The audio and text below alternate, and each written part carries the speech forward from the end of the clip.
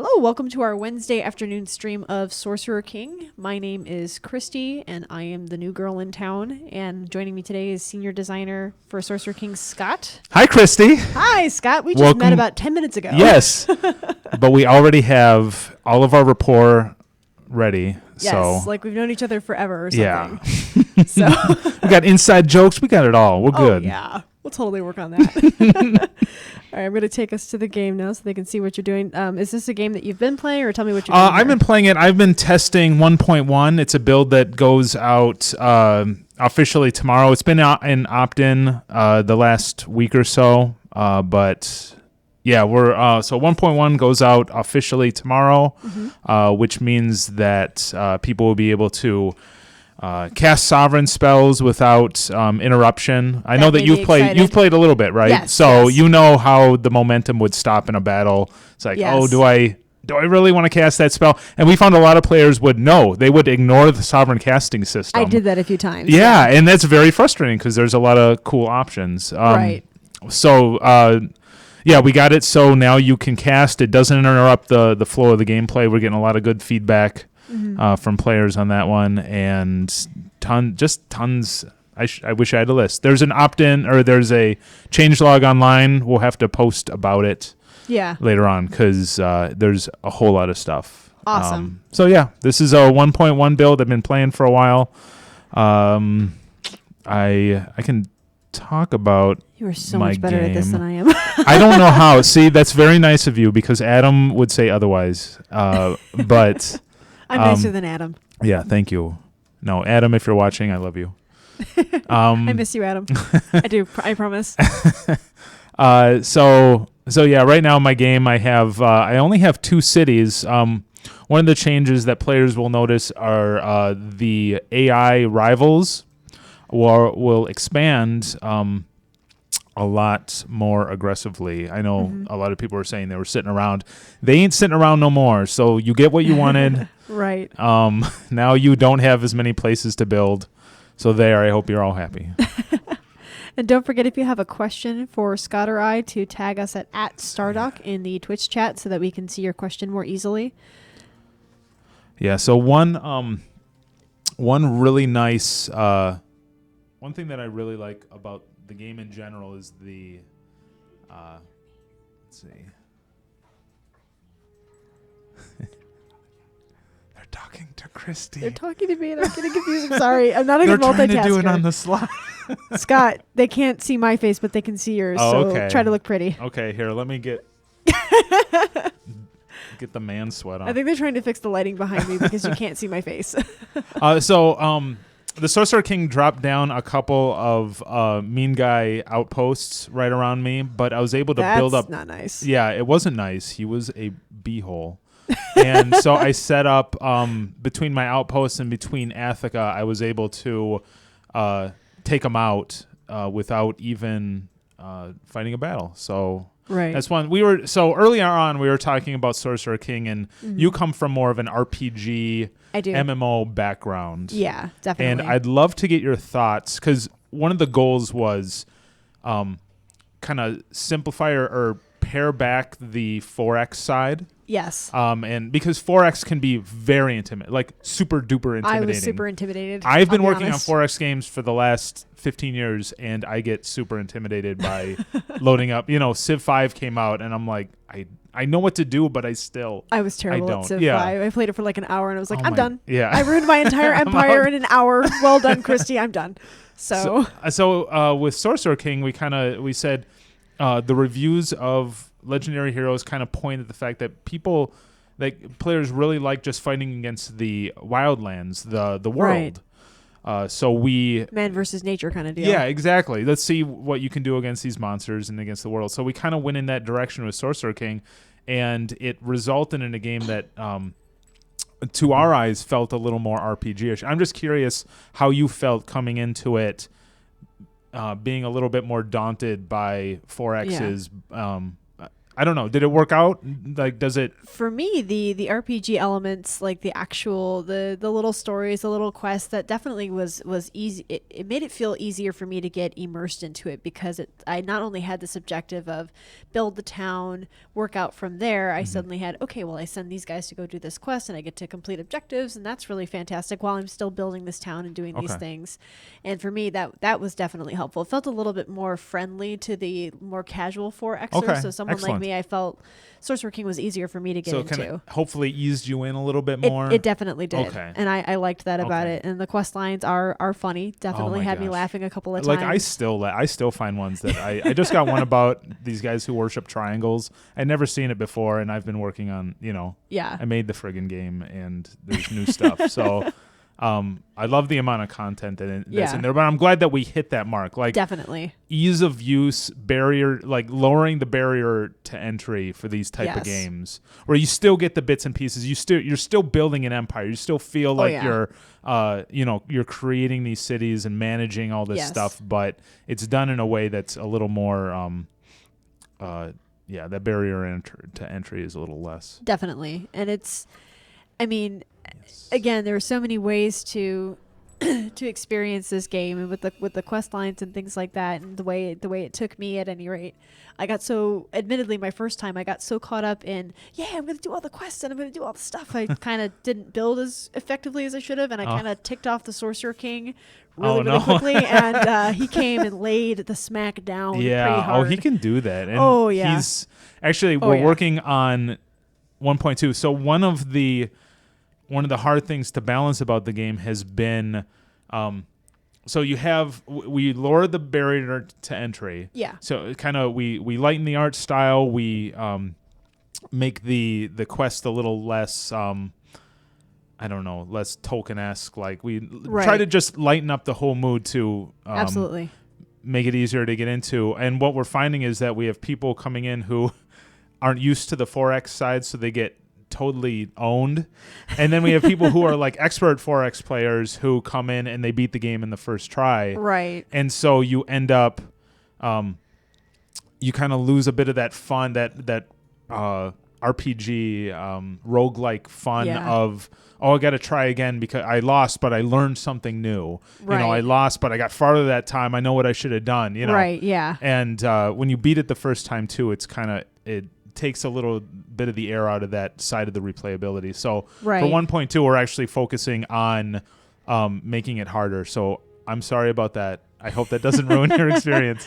I don't think that it will, but whoever it is that walked in and beat Sorcerer King on the first try, I need to talk to you guys because I've played like 3 times and he's kicked my butt There's a every bunch of single people. time. There's a bunch of people on Steam forums that are like, "Yeah, I beat him. It was fun." It's like, thanks. He tried. I felt kind of bad for the guy. Like, you shouldn't feel bad for the Sorcerer King. So yeah, we're gonna beef that up for. That's kind of our mantra going into 1.2 is making sure the Sorcerer King brings the pain if as necessary. Right. Well, when they first asked me to start doing this Twitch stuff, I'm like, do I have to play the game and be good at it? Because that's going to be a problem. They said, oh, no, the dev will play. I said, oh, thank God.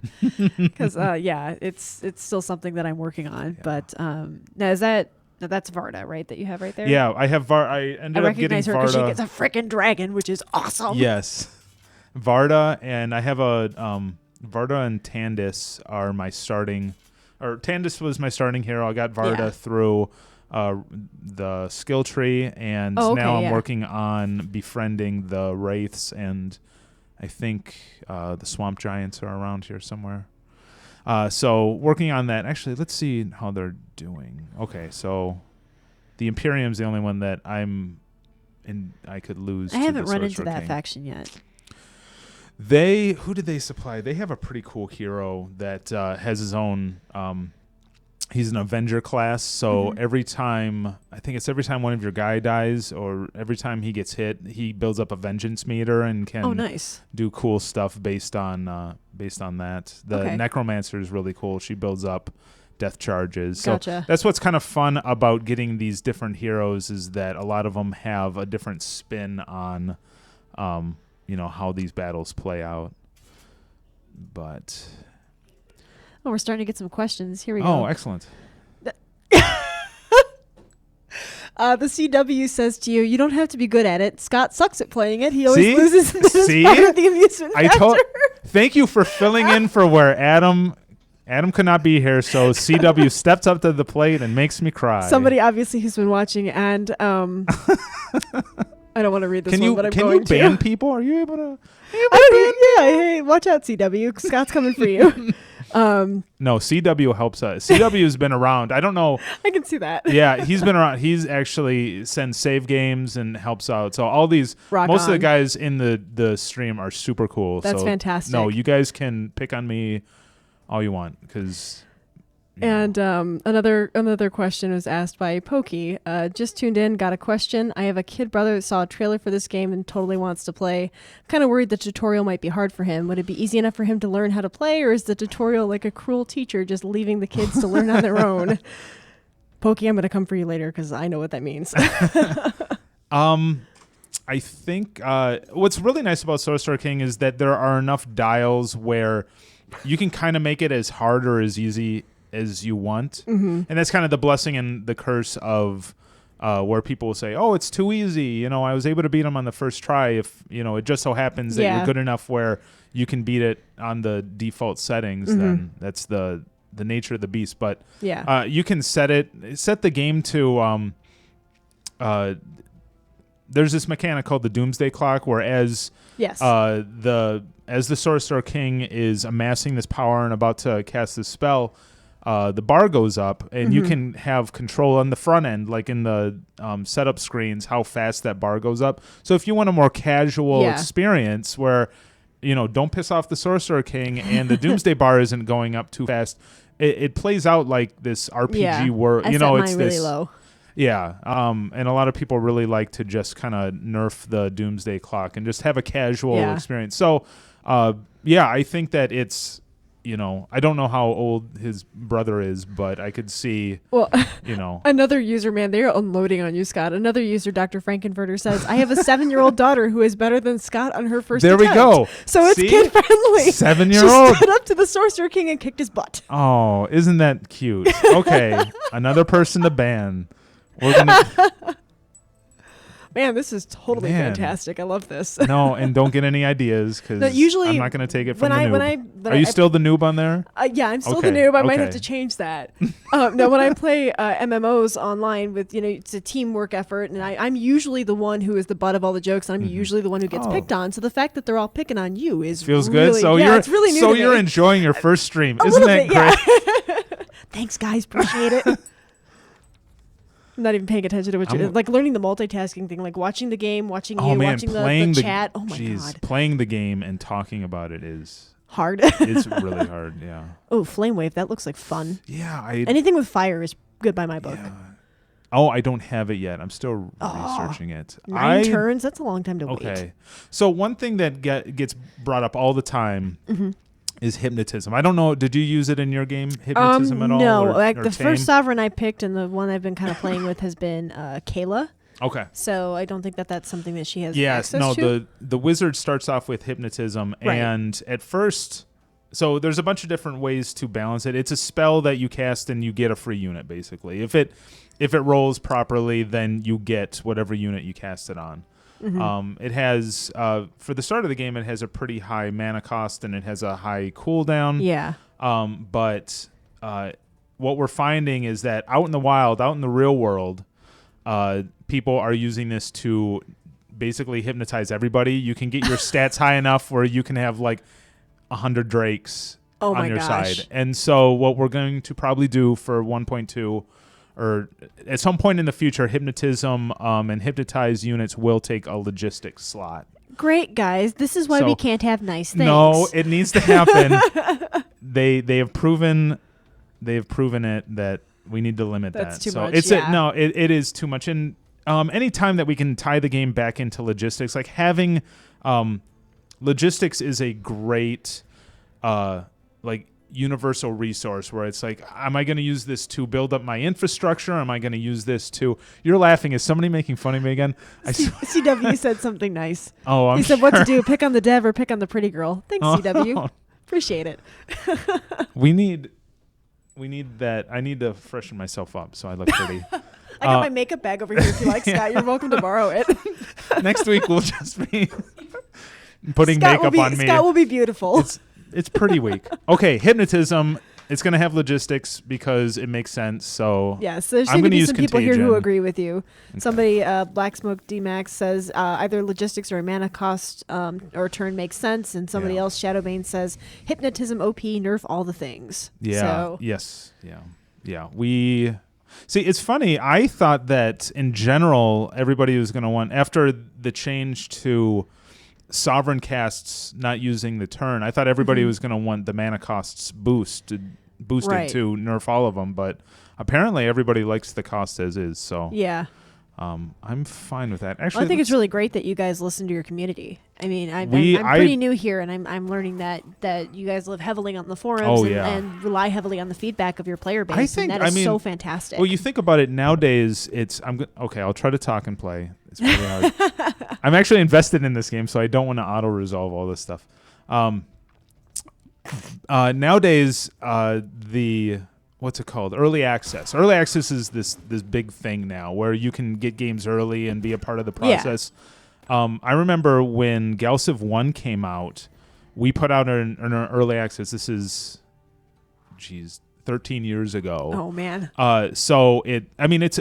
If you can see the product through to its conclusion, it's a great system because you really do get feedback from the players, and it works really well with 4X because it's designed for replayability. Right.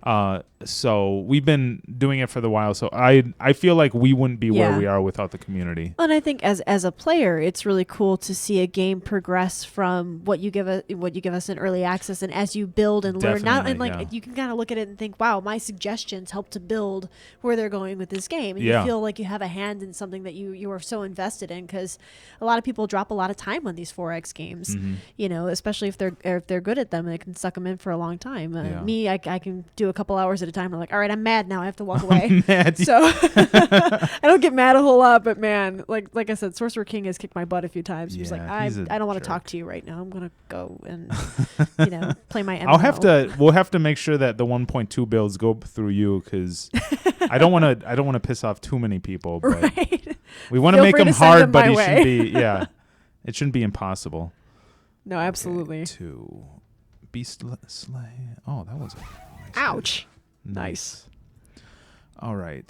That's pretty fun. Yeah, but really quick, going back to the community and playing, we were talking about this a little bit before, where, because I called it, I knew that people were going to tease me, because that's what Adam does. Somebody said, Cameron8161 says, would advise using fish plays Sorcerer King next time. Would free the dev up to talk more, and the fish would probably play better and faster. Oh my gosh. Okay, I'm gonna. Poor Scott. No, that's fine. I'll just autoplay. I'd rather talk anyways. Wait. You can autoplay this? Oh yeah, that's right. Sweet. Yeah, so they'll be fine. They'll be fine. They'll be fine. He says. He's gonna look back and be like, "Oh my God, what happened to my army?" Yeah, I have this saved down on my computer at my desk, so we can mess this up as much as we want. Oh, nice. So what's interesting though, it's funny because we'll have Adam, or we have the guys on the forums like, didn't you know you could, obviously if you hypnotize all these guys and then go do this and this, and there's these crazy machination strategies that you get out of just playing. And as the designer, we didn't design any of that stuff. That's just the game naturally kind of taking on a life of its own. And so that's why I think it's imperative to get these type of games into the players' hands so they can kind of find that kind of cheese, and sometimes find things that are fun that you can capitalize on. And it's like, we didn't think about that, but we could really easily turn that into a core part of the game, or right. Lots to be done. Okay, they all made it through, so that's pretty awesome. I love that she gets a flippin' dragon. That's so awesome. I like dragons. I'm down with that. So let's see. We actually have some dragons in the game, but I feel like they're underutilized. They're like dragons as units, or you mean dragons that dragons you can run as into units? Oh, wow. No, they're there's special abilities and stuff where you can get a dragon on your side. But sweet. They're really far down the trees and okay. Any more questions or comments that I should defend my honor? Somebody says Galciv 1 was 93. That's slightly more than 13 years ago. Oh no, I'm I'm not not. I'm talking. I'm sorry. Galciv 1 to me is the PC version. Oh, I see what you're saying. Galciv 1. There was the OS 2, Galciv 1, and Galciv 2, and right. The Galciv series. Yeah, for me started with PC. Now, is there anything else about 1.1 that you guys are working on that we should know about? I mean, I know we've got the great, awesome, yay, sovereigns get their own turn, which is big. Lots of little AI tweaks. I read something about spellbook balance. Somebody said to me. Just a little bit. There was a little bit of spellbook balance that went into it when we did the change, but we haven't done any since. What I was thinking, I thought it was going to be a 2-phase thing where we implement the sovereign cast fix. We tweak the spellbook, and then we'd have to come back around and tweak mana costs. Right. But that second part never came because everybody said, we're not mana really isn't that big of an issue. My fear was that we had brought the cost of mana down because to incentivize players to use sovereign casts because, like we were saying, it was kind of a hard decision. Do I put in an attack or like attacks were so strong that it rarely made sense to cast those spells, whereas now it seems to all be working out. So we'll be excited to get that into the populace's hands, and it's fantastic. And then the AI, we had found something where lieutenants were, what were they doing? They would go after shards.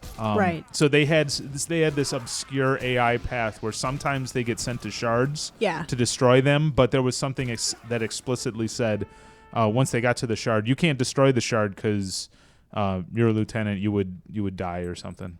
Because everybody, when units sacrifice themselves to take off damage from the shard. Right. So when they got there, they said, no, don't kill yourself. You're too important. So they wouldn't do anything. So they basically just hang out around shards. At some point in the game, they would start targeting a shard but not know what to do about it. Right. So they just dance around shards.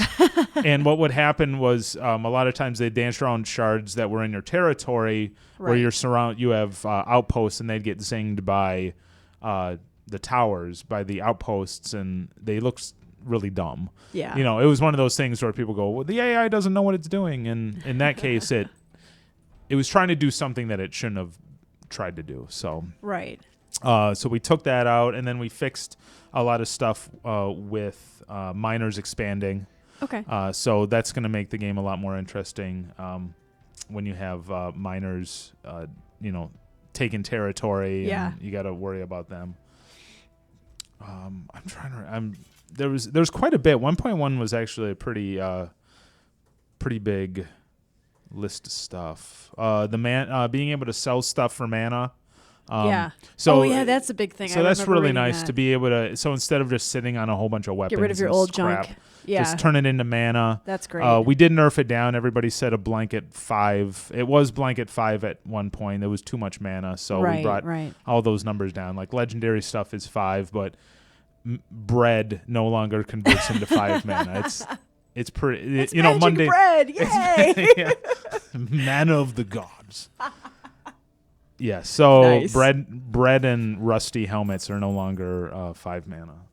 Oh man. So lots of tweaking going on there, and great. 1.2 is in our crosshairs. More AI fixes, just making the game a little bit harder. We're talking about bringing back spell books. So one system you probably didn't. I don't know. Were you playing the early builds, like the pre-release stuff, the RCs? Not really. I came in pretty late to the game. Actually, the day I kind of started working here, you guys had just released Sorcerer King like that day. Okay. So one of the things that we took out kind of at the 11th hour. So there's the crafting enchantment system. Yes. And so one of the things that we did to make the spell books more interesting, because at the start of the game you can select your spell books if you customize them. Yeah. So there's a bunch of spell books, and what we did was say each spell book comes with a spell book enchantment, where you can enchant things based on the spell book. Okay. For a mana cost, for like a flat mana cost, this spell book one The Wrath Spellbook 1 lets you do X. Yes. But what we found was it was just too many options for the player, and it actually made the crafting system more tedious, and so we took that out, and we decided, like 2 days after we took it out, we're like, oh, we could have fixed it by making it so that those enchantments, instead of being reusable, because they're a type of thing where you could put it on something and putting it on something else, it didn't consume. So we're going to re-implement them as consumables, so you can use it once. You have like 8 really cool different spellbook enchantments that you can use, but you can only use them once. Right. So that should cut down the tedium and re-implement there were actually some really cool effects that we had to get rid of. Yeah. Like if you die, you left a flaming pit of pain. This is like kind of unrelated, or this is sort of coming from a different standpoint, but as a creator, as somebody who works and spends so many hours creating this game, and I'm a writer, so I get, once you have a product, you kind of love it, you kind of covet it, and when changes come, sometimes it's really difficult because you have something in your mind like, this is the way it was supposed to be, don't take it away from me. Do you struggle with that sometimes? A lot less now than I used to. Yeah. So when way back when War of Magic came out, that was a game that was kind of built upon, wouldn't it be cool if we did this? Let's do that, and let's do this, and let's do this. Right. And it was this stacking system of, a whole bunch of wouldn't it be cools that never got fully polished. And so with Sorcerer King, we, and design-wise, it's really important on the design side to know your strengths, know what you can do, and not try to overscope it. Yeah. And so it still hurts, but I know it's one of those things that comes with a couple of projects. You go, I know it's better to cut this than try to jam all this stuff in and, a hodgepodge. You learn that when you get editors too. It's like, all right, fine, if you say so. I know, it's... It's like fine, but then you end up reading it. You probably read it a week later, and you go, "Oh, okay, that was the right choice." That's exactly it. Yeah. And I added also, so I have the same thing with the writers. They're like, "Don't take that away." It's like, trust me, just look at it later. And I guess it's the same thing for game development. Yeah, which is pretty awesome. Yeah, I bet that's any creative endeavor where you put your heart and soul into this one bit of the creation, and it's like, oh, we don't need that anymore. But that also causes you to be, sometimes you have blinders on and you don't see other aspects of how it could be made better, how it could be made more clear, and that's what coworkers and editors and everybody else is for, and why we have such an awesome community that can give us the feedback that we need. Yeah, I'm a big fan of like limiting the canvas nowadays, where you say, okay, it's not, you don't have all the possibilities in the world. Like sometimes that can be the worst thing, the blank white page. Yeah. It's like, okay, all the possibilities, and you just like feel frazzled because all the possibilities make you go crazy. So it's like, just give me 5 limiters. Exactly. And I can work, and suddenly it becomes like a puzzle trying to squeak out the best thing that you can within those limitations. Give me some parameters to work in. Absolutely.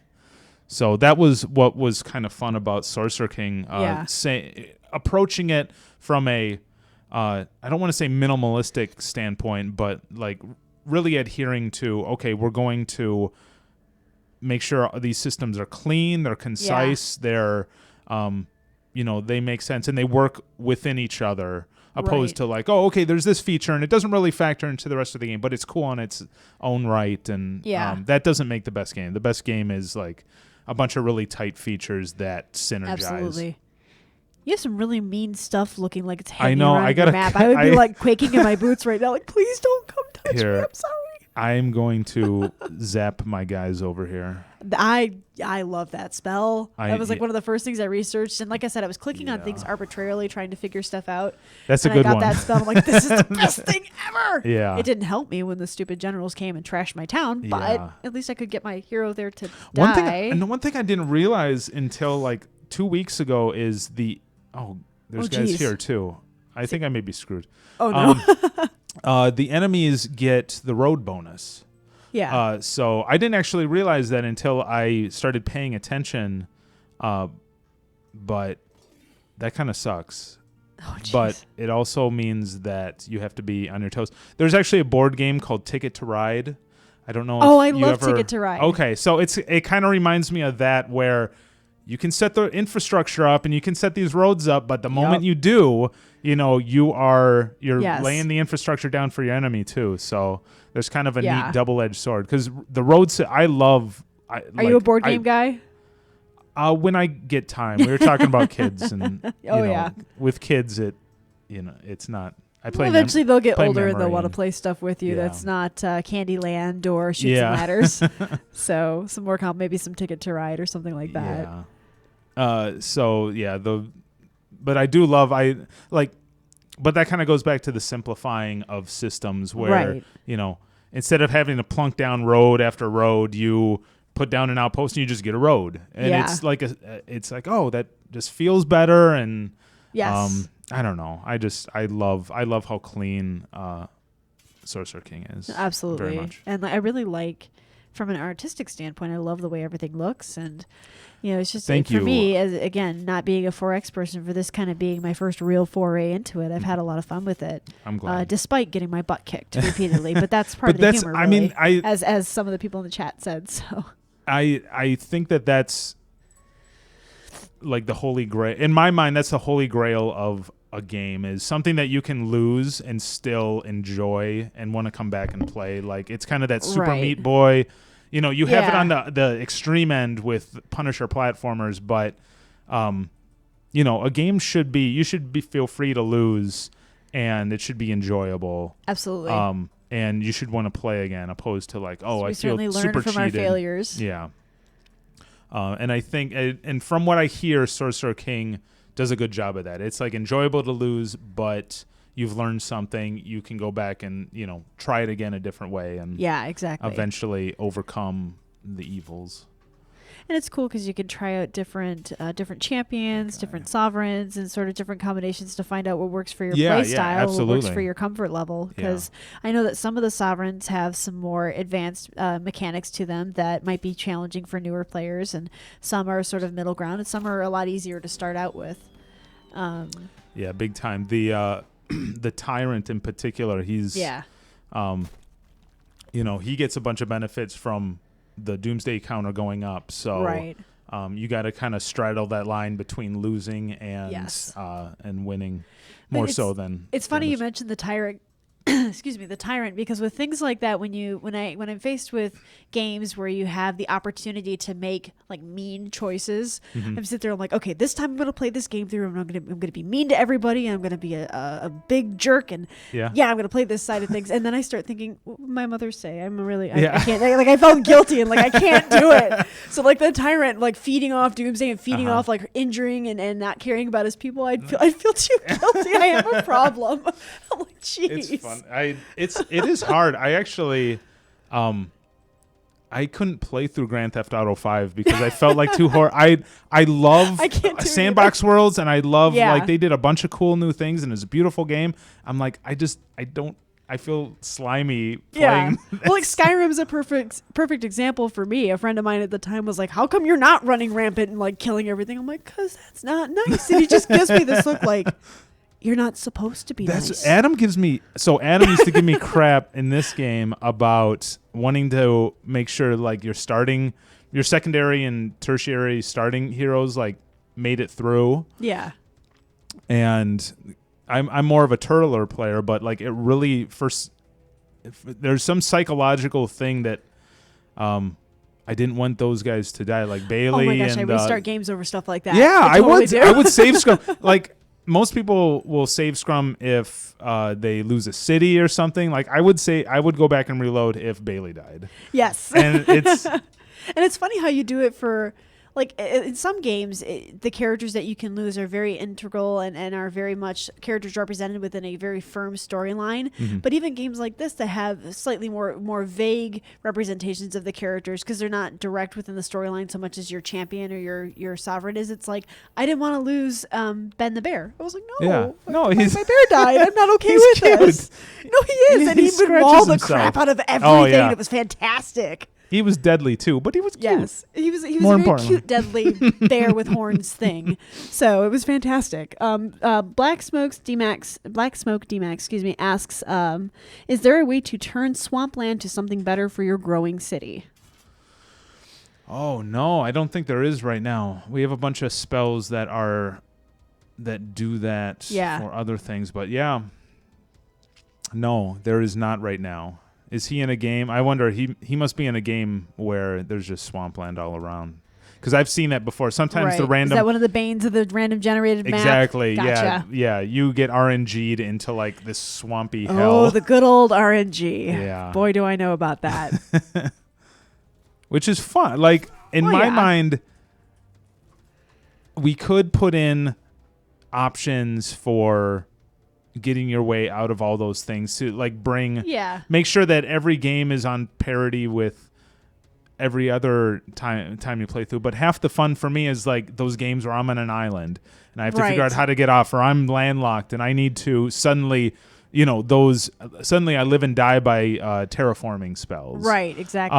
And so we don't have those, and I could see a situation where it would be cool to have those as, something you could go to if you needed them. But, no. The answer is no. Not right now. Tons of swamp. So, not right now. I'm afraid.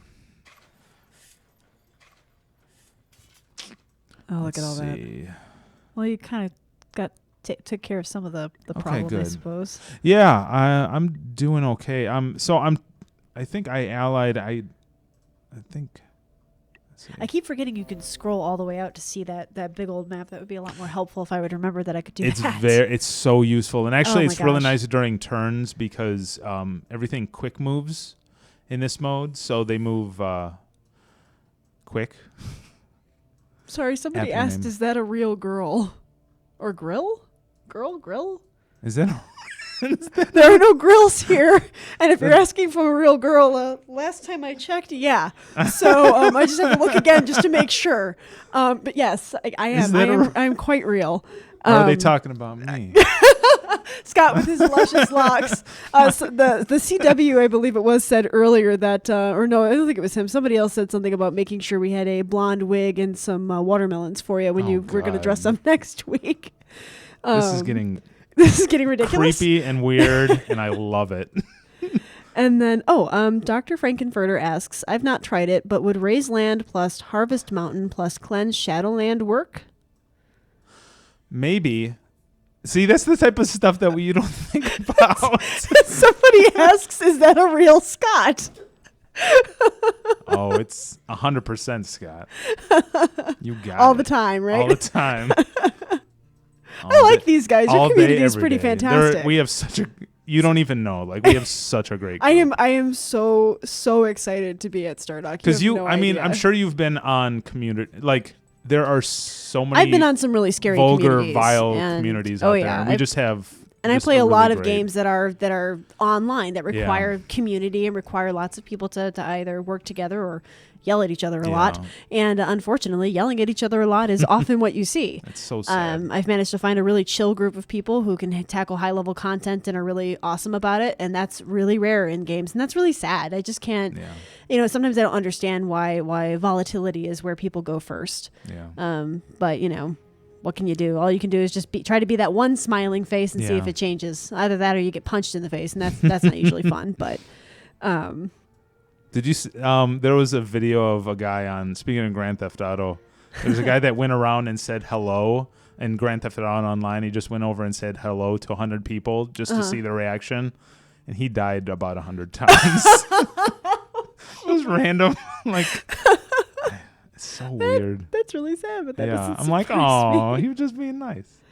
He'd come up, hi, nice shirt, and then he'd die. Scott, you actually get a compliment. Hey, I'll take it. Ponicus, I'm not sure I'm saying that correctly, but really like the new map generation in 1.1. It seems a lot more fun to me. Not sure if it was changed much. Actually, we did. Our artist Rich did an art pass on all the stamps. Oh, awesome! So yes, if you like that, I will pass that along to Rich because he spent a lot of time on that. Compliments. Yeah, love him. That people saying friends are nice. Yeah, they are. Friends are nice. It is true. I'm pretty sure some of the people talking here are some of my friends. Thanks, guys. One thing in 1.2, speaking of making it harder, reduce Doomsday as a spell that you can get is going to be pushed more towards the mid game. Okay, yeah. I was surprised you could get that so early. Yeah, actually. We made a lot of concessions to appease players who were afraid of Doomsday. Like, Gotcha. as soon as we put the game out, as soon as we announced it, like instantly it hit, oh, I like my 4X casual. You can't put a timer on. It's going to ruin everything. So throughout the entirety of production, like making sure Doomsday didn't suck was like at the forefront. That's part of the appeal of that's different about this game. Yeah. And that's what's frustrating. I feel like we struck a good balance. We actually struck a balance that was probably too in favor of nerfing the Doomsday. Like it's just way too easy to keep it low. Right. And what's frustrating is with all that, you still have threads on over at Steam and stuff where people are like, oh, it's scary, it ruins the game, and it's like we did everything we could. I swear to God. I've learned that you can't please everybody. You can't please everybody. I used to keep a plaque on my desk that said I can only please one person a day. Today's not your day, and tomorrow's not looking so good either. And I used to tell that to the children I worked with sometimes. It's like, today's not your day, buddy. Sorry, that's not working. But so what we're gonna do is kind of we're going to kind of beef that side up again and make it a little truer to our vision and make sure that the Sorcerer King isn't being gimped by you spamming spells and going on quests and stuff. Gotcha. I got to get back to Avalon. That's what I got to do. Oh, yeah. Cloudwalk. Okie Tandis. I love that spell. Actually, I have a Necromancer now. So that does not look friendly at all over there. Oh, my gracious. These guys? Down there. These guys are all pretty cool. They're just kind of swarming me. They're a little too close for comfort, but we're actually friends. Oh, are you? Yeah. Oh, is that okay? That's right. Greetings, living one. Yeah, dude. See, we're buds. You know what? We're good. Okay. Yeah. So well, that's good. Okay, so that's cool that they show up and they help you out. Somebody says, Scott, you're giving the Steam forums too much credit for being polite about the Doomsday Clock. I have to. They may be listening. No, I've only seen, a handful of people that really get mean about this kind of stuff. A lot of it is just misinformation. Like, right. Well, people hear something and they run with it. And I can't really blame them. It's called a Doomsday counter. It's called a Doomsday timer. So yeah, it's supposed to sound intimidating. Yes, and it's called a timer, so I can see where people go, oh, I don't want to be timed. Yeah, and it's it's not that kind of timer. So there's some people who think of it that way, and so it's not like you have 100 minutes to finish this game or you're done. Exactly. Yeah. So a lot of it falls on just us making sure that we tell the story that we need to tell. Right. We inform them properly. And it's cool that you guys have fed in working with how certain quest choices and how certain diplomatic choices with the Sorcerer King feed into how the Doomsday counter will either increase or decrease. Yeah, and like I said before, diplomacy was not something I knew at first was important. And I ticked him off right off the get-go with the, your mouth is moving and I hear the words, but all I hear is blah, blah, blah, blah, blah, blah. That's kind of a, granted, that's kind of a, we actually went back and forth on whether we should have noob traps like that. Because it worked. Noob trap worked. Thank you very much for that. So I'm glad it hit its mark. Oh, it did. Because next thing I know, I'm looking up going, why is that ice general outside my town? And I look at my threat and I'm like, 5. Yeah. What did I? Oh, yeah. That was a bad idea, Chris. Oh, speaking of bad ideas, I just put a pioneer in that party. You get back. How much time do we have? How are we looking? I'm really I figure we go for what, like an hour? As long as we're 45 minutes now. Okay. So I just want to make sure that couple of questions that just popped up too. I see nice. The CW asks, Scott, did you take a look at the Doomsday floor mechanic? We discussed it, means, and I think everybody liked it. It's just a matter of figuring out. Basically, there's a couple of. It's one of several features that we like, and we're just trying to figure out how it fits in or if it fits in. How much work it would end up being. That didn't seem like much work, but there are other things that have been requested that may take precedence. It's basically making the SK harder. Right. Will probably be a multi-update thing. Like we're going to hit it with some of the lower hanging fruit with 1.2, and then I'm sure 1.3 we'll see even more mechanics that are brought around to help him out, help the poor guy out. And somebody asks, this is Black Smoke again. He says, Scott, didn't you or Brad do the instant lose SK response on accident in a very early stream? Oh, yeah, Brad did. What did you do? Tell me about this. I don't know about this. What was funny was that it was Brad, and Brad had written it. Like, Brad actually was the one that hooked it up, and he made this dialogue, and he was pretty proud of it because it was a fun little.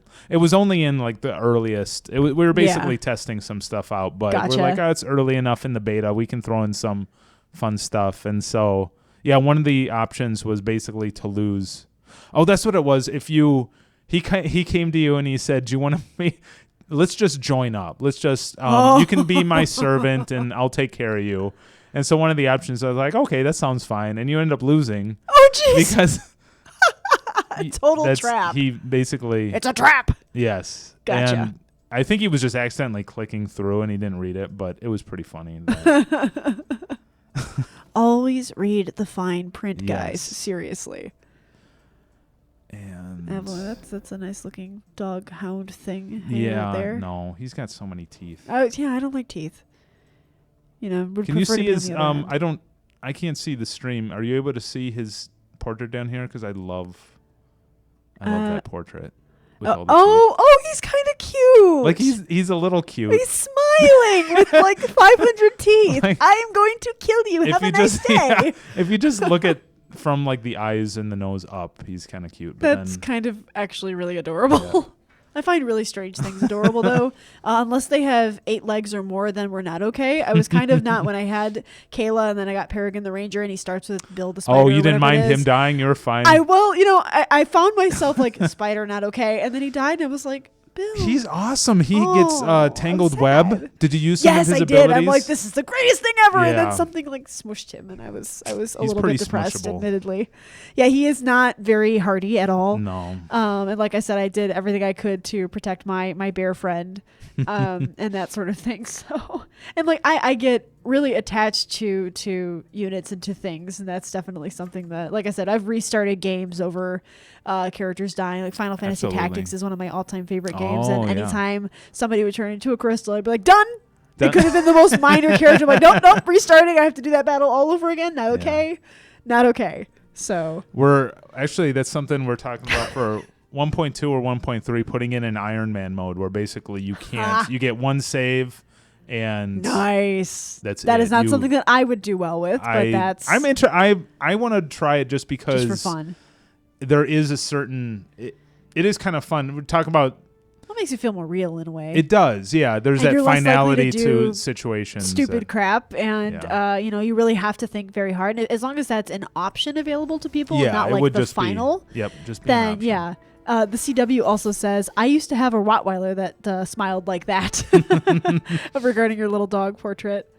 There needs to be a named version of that guy. Black Smoke says Spot would be perfect. Wasn't that the pet's name on the Munsters? I think there's a battle where you go and fight a couple of wargs and they're called like Whiskers and Snuggles and stuff. Are you serious? I like you guys. You guys are awesome. You have a sense of humor. Oh, I want that. Clay pit. Oh, see, they're definitely working. Oh, okay. So this is oh, look at that. The Wraith is the Wraith race pioneer right there. So they're definitely working. Well, I know that because they set up shop right there, but now lots of people have been asking if there's ever going to be an opportunity or a chance that you guys might make the other races playable. Is that something that you guys still kick around at some point down the line, or it gets brought up with so we're also planning out the expansion. That's definitely one of the things that we're looking at. Looking forward to that. Yeah, right now we try to do as much as possible within the 6 sovereigns. So they each play a little bit differently, but there's not like this upheaval of you're still playing with pikemen. You still have kind of the same city setup. Right. And I think people really want to, it's like, I see those dwarves and I want to play as the dwarves. I want, or the undead race. Like I really want to. So we were definitely looking at that. It's just, it's a big undertaking to do full, like, go, okay, this a whole race takes a lot of time to get unique units and absolutely everything. So that's on the radar for what we would like the expansion to be. Super but nothing's cool. been finalized yet. Right. Now, how long had you been working on Sorcerer King? Like from conception to product? How long did that take? I wasn't on the product or on the project for like the first year. I actually came on a little bit later. Gotcha. But I think I've been working on it for about a year and a half. And then because they were doing a lot of pre-production for it before I came on. No, I think I was only working on it for less than that. I don't know. But yeah, it's come a long way. I remember when we first it's come so far. We had one of the artists. I think he's the lead artist over on Offworld Trading Company. But Dorian was in the office. I actually met him just the other day. Yeah, he's a really cool guy, and he and Kay came up with this awesome tiered look, this like beveled landscape look that I've fallen in love with. Oh, sweet. It's really nice to have a game that I don't ever have to turn the grid on. Yeah. Like it's aesthetically pleasing, but it also, like all the data is right there for you to see. You know what a tile is. You know. Right. You know if you're stepping into Shadowland versus. A lot of times terrain systems can be very muddy, where it's like, oh, is it, which tile am I stepping on? What kind of terrain is it? I forget where I was going with that, but I think I'm just talking about how much I like the aesthetics. I feel like we were able to do really push the engine to some interesting areas. This is so cool. Let's see. I'm so bad at micromanagement and at having so many settlements to the closest thing I've ever really played to a 4X extensively is Heroes of Might and Magic. That was my thing back in high school. I played a lot of that, 3 specifically. And that's not quite the same thing, but that's the closest I've ever come. So that was challenging sometimes too. Yeah, I know that like even Gale Civ 3 we've gotten feedback when it's just when games get so big, it's really hard to come up with systems that scale into some of the numbers that, especially in a game where it's like, oh, you can play a small map, where it's like this little area in a huge, gigantic map where you're dealing with hundreds of settlements. It's like, I definitely feel. I feel like Sorcerer King's sweet spot is right around the small to medium map size. I think small was what I started with. Yeah, but I think that's what I tend to play most 4Xs. How I play most of them. Yeah. Let's see. Oh, somebody would like the CW says the movement prediction is quite often off from the actual moves. It is really annoying when you think you can get past an enemy unit, but end up next to it and then die. And somebody else seconds that comment. Are you talking about in tactical maps or on the main map? He said prediction, so I'm sure he's talking about the numbers. Right. Yeah, I'm assuming main map? Yeah, I wonder if that changes when... because that prediction is based on the current layout of the enemies. I wonder if things change. Once enemies start moving and pinch points change, that number... That number may change. If you have a he does say on the strategic map. On the strategic map, yeah. If there's like a certain setup that has a reproducible like bug, feel free to send it my way, and we can look into it, because I know that one thing that we were never able to fully nail was sometimes A-star. A-star is the pathfinding algorithm that most games use. A-star breaks down pretty quickly, and so if you're I'm trying to find my guys. Build that. Okay, there you are. There you are, Tandis. So I guess this is doing fine. But like if you're on a super huge map and you tried to send him across the world, a lot of times he'll only figure out how to get so far before that pathfinding system just crumbles. So, that can be frustrating. Yeah, I bet that would be. Let's see. I don't see any more questions. Know what I'm gonna do? What are you gonna do? Let's end this.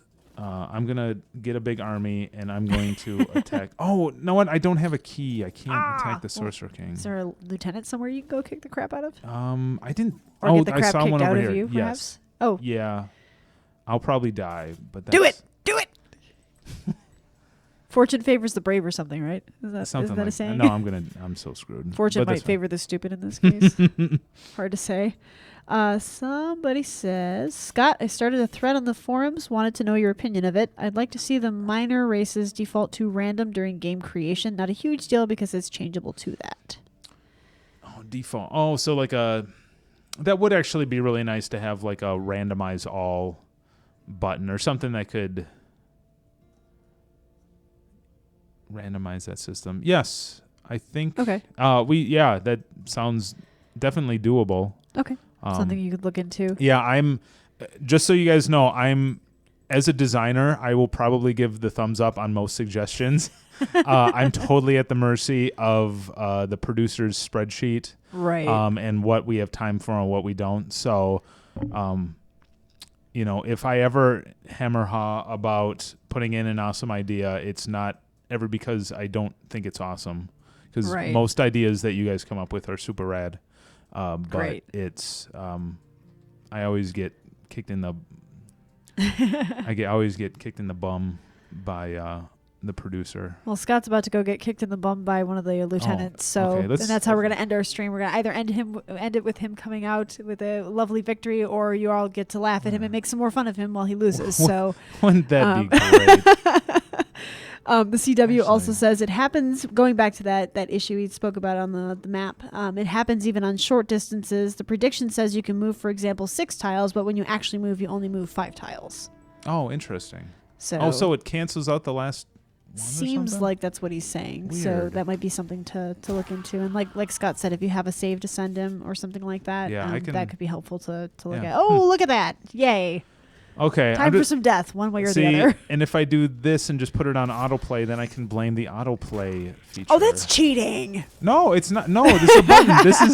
This is a legit way to die. No, they're still going to make fun of you regardless. You know that, right? Yeah, I know. I'm sure. You could win, and they're still probably. This is how I feel. I could win, and my I friends hope are still Adam gonna is just. pick on me. He's probably watching this and just enjoying every second. See what you've done. It's rather big shoes to fill, Adam, but I'm trying. So. Somebody just joined in but ready to laugh. Man, you have quite a base of lovely fans, don't you, Scott? Okay, I can do it. You can do it. Oh. You can. Oh, look at that! Oh, I'm going to point out that was here close. That maybe if you'd controlled your army, you could have done it. No doubt. If I would have controlled that game, easy win.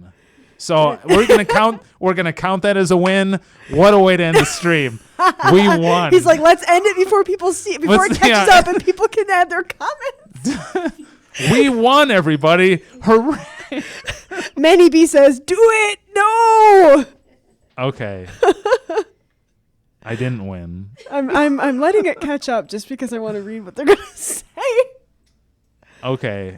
Scott's going to hate me later. I'm leaving. He's going to go home from work and be like, oh my gosh, this new girl, Kristy, she's terrible. She's so mean to me. No, you would have been a nice girl if it wasn't for these guys Egging you on. Yeah, well, yeah. I take egging on pretty well. The CW says that was close. We won? Question mark? No, we basically won.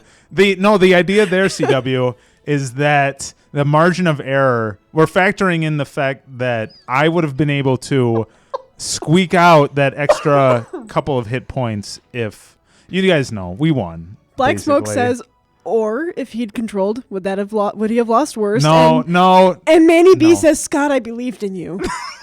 I let everybody down. You let Manny B down. I'm sorry, guys. Oh man. Well, Next time. on that note, next time he'll come that back note. with a vengeance, we promise. So just remember that Servo streams next, which I believe is on. No, wait, what day is it? It's Wednesday. It's Wednesday. It's not Friday. Friday is the next. Is Galciv 3. I know my schedule. I promise. And please remember that to tag us in the comments if you need to get us to pay attention to you. Thank you so much for joining us, Scott. It was really nice to meet you. Nice to meet And you I as guess well. we'll hang out next Wednesday. So thanks, guys, and we'll see you next time. Okay, bye, guys.